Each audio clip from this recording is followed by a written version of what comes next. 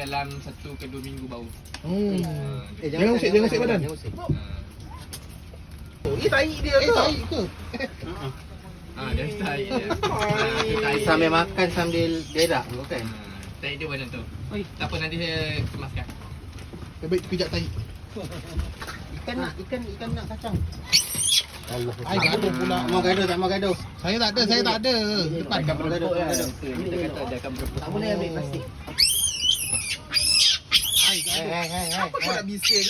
Kalau? Lagi cepat. Dia kata nak juga. Dia kata nak juga. Ambil tangan. Oh, minum haus. Alright. Makan dah bagi, minum dah bagi. Tak apa lagi. Kerja. Balik.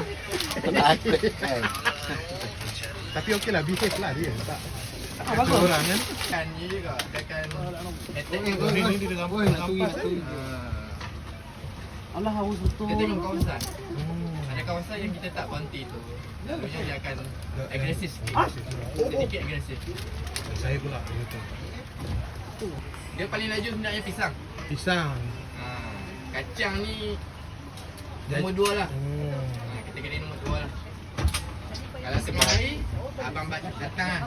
Bagi dia kacang, dia tak layan. Tak layan Kalau durian ni, durian tak tahu.